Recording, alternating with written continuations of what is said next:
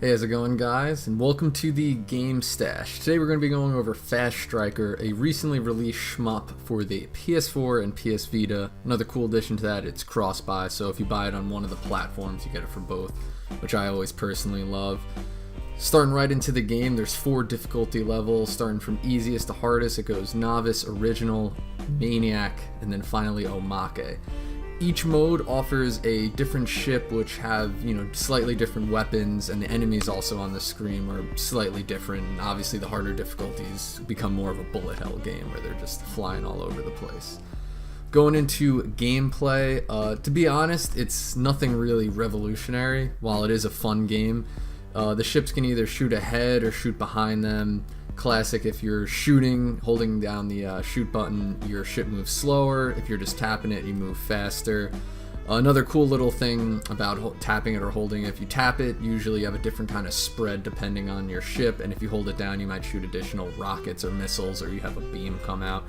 The only other twist to the game is there's a shield button, where there's these one unit, like this blue little astronaut looking guy, if you blow him up, he drops these blue arrows that gives you additional shields. You press the shield button, which I believe is circle, and you become invulnerable for a few seconds. So you're going to need that at certain points of the game when there's bullets all around. You can press it and you can ram other ships and things of that nature.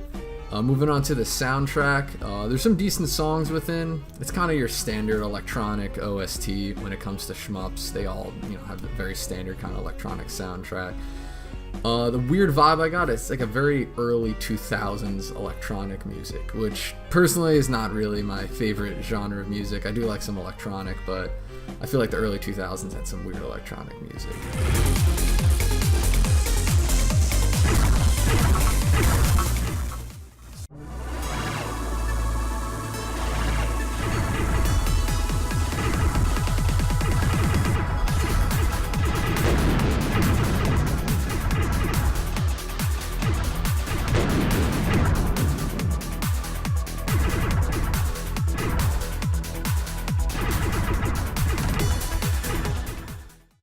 But like I said, it's got some cool songs within. It's definitely not bad. Doesn't detract from the overall environment and atmosphere. But if you're going to compare it to like one of my favorite shmups, which is Darius Burst CS, the soundtrack's going to pale in comparison. Moving on to the graphics, they're 2D sprites, which I'm always a big fan of if they're done well. The backgrounds look like they're 3D, and then some of the enemy sprites, I would say, look like they're pre-rendered 3D almost. I'm not 100% sure if that's exactly what they are, but it's not a bad look. It's definitely, it's a cool look.